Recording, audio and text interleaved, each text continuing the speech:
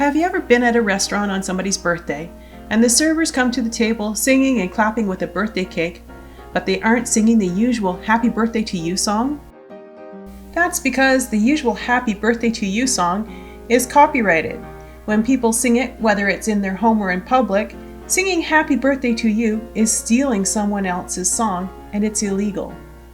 In the business world, this is intellectual property theft. In academics, it's called plagiarism. In business or academics, taking other people's ideas or words means big trouble.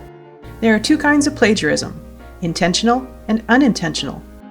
Intentional plagiarism means you know you're doing it, like copying, pasting material, buying a paper, using someone else's paper, or resubmitting a paper that you wrote in someone else's class. Unintentional plagiarism means you didn't know that you were doing it, like forgetting to say whose idea you read and used in a paper or on a PowerPoint slide, forgetting to put a reference paper citation to match an in-text citation, or even something small like forgetting to put one quotation mark at the beginning or end of a quote. On purpose or accidentally, intentionally or unintentionally, doesn't matter. Plagiarism means big trouble, either at work or at school.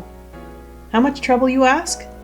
Well, if you were a musician and you used someone else's music with your own without asking the rights holder for permission, or to put the original artist's name on your album, the original rights holder could sue you. This happens a lot. Google it.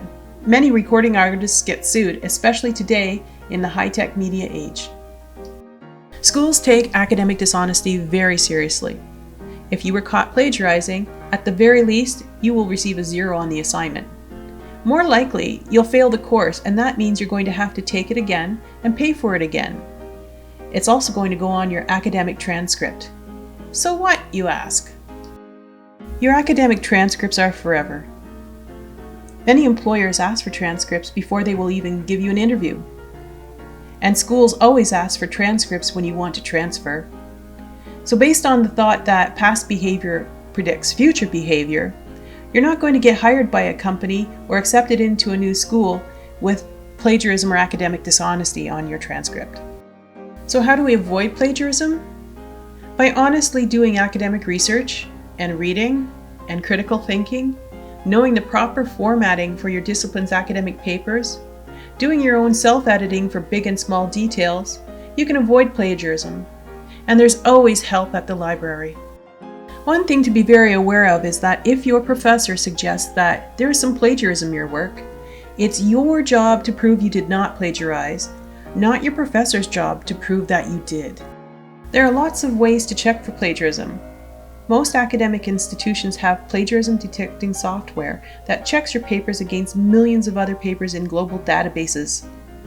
Professors have access to these and their own checking tools as well. And, well, they're experts at what they're teaching you. They've been teaching and studying it for a long time. You can't fool them. So, how do we produce honest academic work without fear of plagiarism? That's coming up in another video.